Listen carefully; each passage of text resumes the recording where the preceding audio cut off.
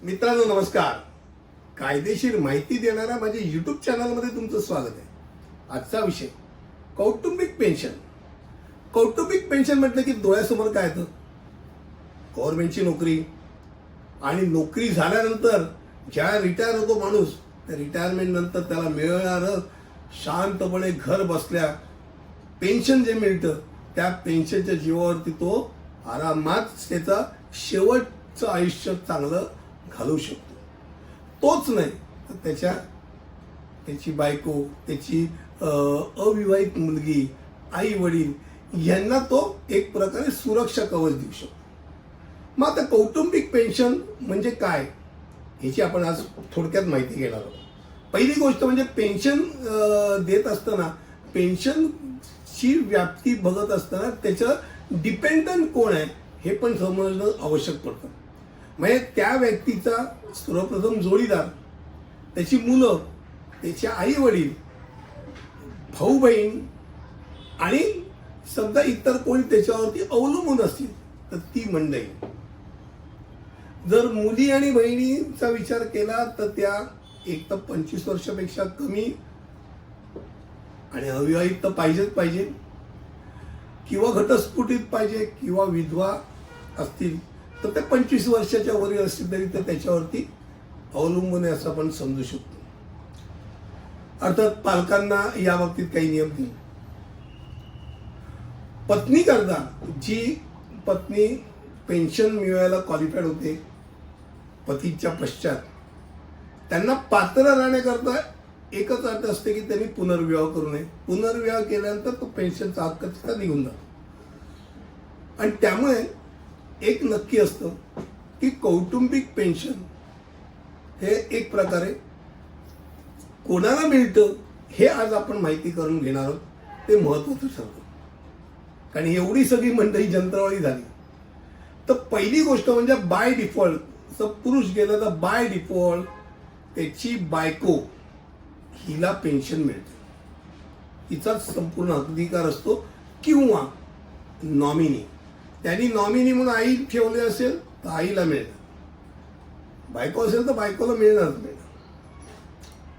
आता यात दोन गोष्टी पटकन मी विचारतो. आई आणि बायको दोघंही आहेत, दोनच आहेत, मुलं नाहीत. आई पण अवलंबून आहे, बायको पण अवलंबून आहे. अशाला कोणाला मिळणार? बायकोला मिळणार. हे डोक्यात राहू द्या. त्यानंतर जर घटस्फोट दाखल केलाय, नवरा बायकोंमध्ये वादविवाद झाला आणि कौटुंबिक न्यायालयात घटस्फोटाची केस चालू आहे, आणि केस चालू असताना नवरा वारला, तर पेन्शन कोणाला मिळणार? बायकोला मिळणार. कारण का बायकोला अजून घटस्फोट दिलेला नाहीये, त्यामुळे ती त्याची बायको आहे कायदेशीररित्या. आता घटस्फोट झालाय, भले एक मेंटेनन्स तिला कोर्टाने लागू केलेला असेल. अशा वेळेला समजा आई आणि बायको असेल तर आई ते घटस्फोट झालेला डिवोर्स डिक्री तिने दाखवली तर याचा अर्थ ती बायकोच उरत नाही. त्यामुळे तिला ते पेन्शनचा अधिकार पहिला जातो, आणि मग जो अधिकार आईला राहतो तो आईला येतो. आता एक गोष्ट आहे की वैद्यकीय संरक्षण असेल, इतर गोष्टी असेल, याकरता मी मगाशी डिपेंडंट म्हणून जेवढी नावं घेतली त्या साधारण ते सुरक्षा कवच मिळतं. फॅमिली पेन्शन पैसा हा एक भाग जरी असला, त्याच्यावर वैद्यकीय भाग पण असतो. हॉस्पिटलमध्ये त्यांना गोळ्या, औषधं आणि खर्च याकरता आई वडील, अविवाहित बहीण, अविवाहित मुलगी, घटस्फोटित मुलगी, विधवा मुलगी, लहान मुलगा म्हणजे 18 पूर्ण न झालेला मुलगा, या सगळ्यांना एक प्रकारचं ते वैद्यकीय संरक्षण मिळतं, त्याच्या सुविधा मिळतात. अर्थात सर्वात महत्त्वाची गोष्ट म्हणजे पेन्शनमध्ये त्या व्यक्तीने आपल्या पेन्शनच्या अकाउंटला कोणाला नॉमिनेशन ठेवलंय हे बघणं फार महत्त्वाचं असतं. त्यांनी ते नाव मेन्शन करणं फार गरजेचं असतं.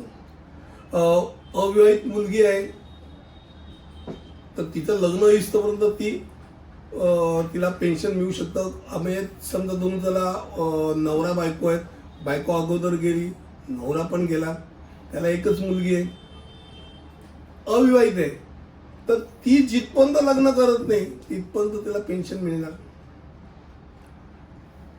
पतीच्या मृत्यूच्या पश्चात विधवाला जेव्हा मिळतं, पेन्शन मिळतं, त्यावेळेला तिला दरवर्षी एक डिक्लेअर करावं लागतं की मी लग्न केलेलं नाही, मी अनमॅरिड आहे, म्हणजे पुनर्विवाह केलेला नाही, मी अजूनही विधवा आहे. आणि ते डिक्लेरेशन दिल्यानंतर ते पेन्शन तिला मिळतं, हे लक्षात घ्यायचं. लिव्हिंग सर्टिफिकेट, मी जिवंत आहे जसं त्यांना दाखवावं लागतं, त्याचबरोबर ते एक डिक्लेरेशन द्यावं लागतं. त्यामुळे तो एक भाग येतो. आणि सर्वात शेवटी जर अपंग काही मूल असेल कोणत्याही कारणाने, खास करून फिजिकली मेंटली असेल, तर 100% त्याला शेवटपर्यंत पेन्शन, त्यांच्या आयुष्याच्या शेवटपर्यंत पेन्शन मिळतं, कारण तो पूर्णपणे अवलंबून असतो. आजचा विषय कौटुंबिक पेन्शनबद्दल होता. मला असं वाटतं की बऱ्याच वेळा, आणि आता तर जवळपास बऱ्यापैकी कमी केलं आहे गव्हर्नमेंटने कौटुंबिक पेन्शन. म्हणजे पूर्वी असते खिरापतीसारखे सगळ्यांनाच वाटलं जात होतं, आता तसं होत नाही.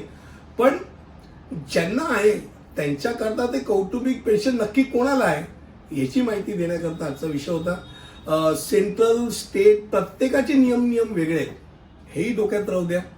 तुमच्या माणूस कुठच्या क्षेत्रात कामाला आहे, कुठच्या सेमी गव्हर्नमेंट आहे, गव्हर्नमेंट आहे, स्टेट आहे, सेंट्रल आहे, कुठच्या डिपार्टमेंटमध्ये कामाला आहे आणि तिथले नियम काय, हे जाणून घेणं फार महत्त्वाचं ठरतं.